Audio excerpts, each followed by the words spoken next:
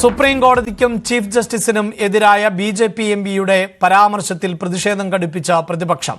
BJP. അംഗം നിഷികാന്ത് ദുബെ ജുഡീഷ്യറിയെ ഭീഷണിപ്പെടുത്തുകയാണ് എന്നും സ്പീക്കറും കോടതിയും നടപടിയെടുക്കണമെന്നും കോൺഗ്രസ് ആവശ്യപ്പെട്ടു. ചില തീരുമാനങ്ങൾ വന്നാൽ ആ കോടതി വിധികളെല്ലാം മഹത്തരമെന്നും തങ്ങൾക്ക് ഇഷ്ടമില്ലാത്ത ചില തീരുമാനങ്ങൾ വന്നാൽ അത് പുറപ്പെടുവിച്ച ജഡ്ജിയെ തന്നെ ഭീഷണിപ്പെടുത്തി വില കുറഞ്ഞ ആരോപണങ്ങൾ ഉന്നയിക്കുകയും ചെയ്യുന്ന ഏറ്റവും ഗൗരവതരമായ സ്ഥിതിവിശേഷമാണ് ഉണ്ടായിരിക്കുന്നത്. ലോക്സഭാ സ്പീക്കർ ഇക്കാര്യത്തിൽ നടപടിയെടുക്കണമെന്നാണ് ഞങ്ങൾക്ക് ആവശ്യപ്പെടുന്നത്. ചീഫ് ജസ്റ്റിസിനെ കുറിച്ച് എന്താ പറഞ്ഞിരിക്കുന്നത്? അദ്ദേഹമാണ് ഈ കലാപങ്ങൾക്കെല്ലാം പിന്നിൽ. അദ്ദേഹത്തിന് വിധിയാണെന്ന് പറഞ്ഞാൽ പിന്നെ ഏതൊരു ജഡ്ജിക്ക് ഇനി വിധി എഴുതാൻ പറ്റും? ഏറ്റവും വലിയ ഭരണഘടനാ പോസ്റ്റിൽ ഇരിക്കുന്ന ആളുകൾ പോലും കോടതിയെ ആക്രമിക്കുകയാണ് പാർലമെന്റിന്റെ പേര് പറഞ്ഞ്. പാർലമെന്റിൽ ചർച്ചകൾക്ക് പോലും അവസരം ഉണ്ടാവും. പരാമർശം വിവാദമായതോടെ എം.പിയെ തള്ളി ബി.ജെ.പി. നേതൃത്വം. ഇത്തരം പ്രസ്താവനകളോട് ഒരു തരത്തിന് യോജിപ്പില്ല എന്ന് പാർട്ടി അധ്യക്ഷൻ ജെ.പി. നദ്ദ വ്യക്തമാക്കി. സുപ്രീം കോടതി ചീഫ് ജസ്റ്റിസ് മതയുദ്ധം ക്ഷണിച്ചു വരുത്തുന്നു എന്നായിരുന്നു നിഷികാന്ത് ദുബെയുടെ പരാമർശം. पार्लियामेंट को सभी कानून बनाने का अधिकार है. कानून की व्याख्या करने का अधिकार सुप्रीम कोर्ट का है. वो कह रहा है कि 3 महीने में जो है राष्ट्रपति बता दें कि क्या करना है, 3 महीने में गवर्नर बता दें कि क्या करना है, और उसके बाद आज जो है ये देश राम कृष्ण सीता राधा द्वादश ज्योतिर्लिंग से लेके 51 शक्तिपीठ का है. सनातन की परंपरा है, लाखों साल की परंपरा है. आप जब राम मंदिर का विषय होता है तो आप राम मंदिर में कहते हो कि कागज दिखाओ, कागज दिखाओ. कृष्ण जन्मभूमि का मामला आएगा मथुरा में तो कहोगे कागज दिखाओ. आप जब शिव की बात होगी, ज्ञान वापी मस्जिद की बात आएगी, कागज दिखाओ. और आज केवल आप मुगलों के आने के बाद जो मस्जिद बने हैं उसके लिए. PR രാഗേഷ് ഉണ്ട് വാർത്തയുടെ വിശദാംശങ്ങളുമായി. രാഗേഷ്, കഴിഞ്ഞ ദിവസത്തെ പ്രതികരണം വലിയ തോതിൽ ചർച്ച ചെയ്യപ്പെടുന്ന സാഹചര്യമാണ് ഉണ്ടാകുന്നത്. നിയമനിർമ്മാണമടക്കം കോടതിയാണ് നടത്തുന്നതെങ്കിൽ പിന്നെ പാർലമെന്റ് എന്തിനാ എന്ന് കൂടിയാണ് ദുബെ ചോദിക്കുന്നത്. പക്ഷേ ബി.ജെ.പി. നേതൃത്വം ഇതിനെ തള്ളുകയാണ്. ഒരുപക്ഷെ കോടതിയുടെ ഭാഗത്ത് നിന്നടക്കം വലിയ വിമർശനങ്ങൾക്ക് സാധ്യതയുണ്ട് എന്ന് നേതൃത്വവും തിരിച്ചറിയുകയാണ്.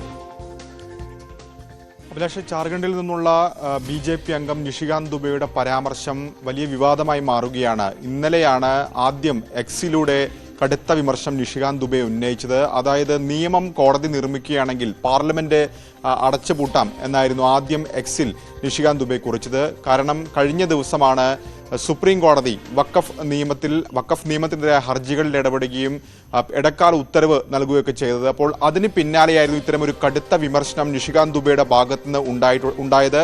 അതിനുശേഷം വാർത്താ ഏജൻസികളുമായി നിഷികാന്ത് ദുബെ സംസാരിച്ചു.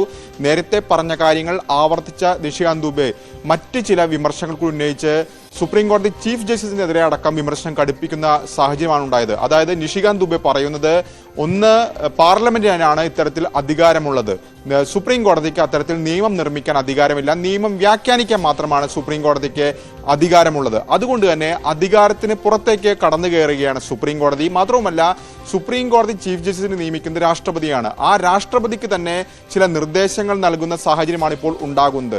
അതുകൊണ്ട് തന്നെ ഇത്തരത്തിലുള്ള കാര്യങ്ങൾ ഒരു തരത്തിലും അംഗീകരിക്കാൻ കഴിയില്ല എന്നടക്കമുള്ള വിമർശനങ്ങളാണ് നിഷികാന്ത് ദുബെ നടത്തിയത്. മാത്രവുമല്ല, സുപ്രീം കോടതി ചീഫ് ജസ്റ്റിസ് മതയുദ്ധത്തിന് പ്രേരണ നൽകുന്നു എന്ന ഗുരുതരമായ ആരോപണം പോലും നിഷികാന്ത് ദുബെയുടെ ഭാഗത്തുനിന്നുണ്ടായി.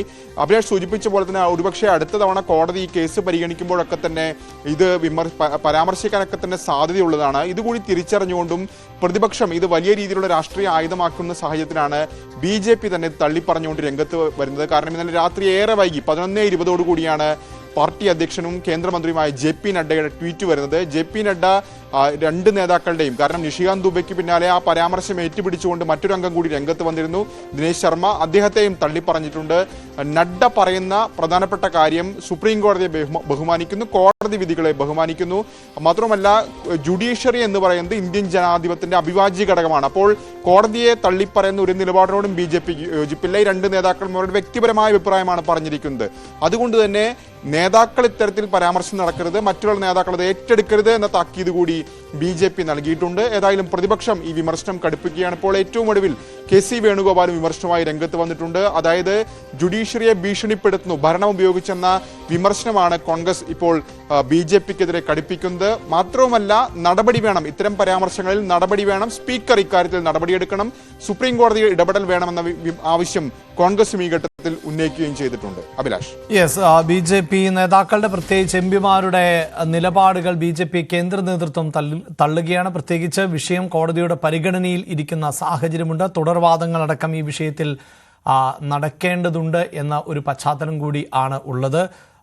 വഖഫ് ഭേദഗതി നിയമവുമായി ബന്ധപ്പെട്ട വിഷയത്തിൽ 7 ദിവസത്തെ സാവകാശം നൽകിയിട്ടുണ്ട്. നേരത്തെ ഗവർണർമാരുടെ അല്ലെങ്കിൽ രാഷ്ട്രപതിയുടെ ഒക്കെ അധികാരപരിധിയുമായി ബന്ധപ്പെട്ടും സുപ്രീം കോടതിയുടെ ഭാഗത്തു നിന്ന് സുപ്രധാനമായ ഉത്തരവ് വന്ന പശ്ചാത്തലത്തിൽ ബി ജെ പി നേതാക്കളുടെ ഭാഗത്തു നിന്ന് ചില വിമർശനങ്ങളും എതിർപ്പുകളും ഒക്കെ ഉയർന്നിരുന്നു. അതിന് പിന്നാലെയാണ് ദുബൈയുടെ പരാമർശമേറെ വിവാദമായിട്ടുള്ളത്.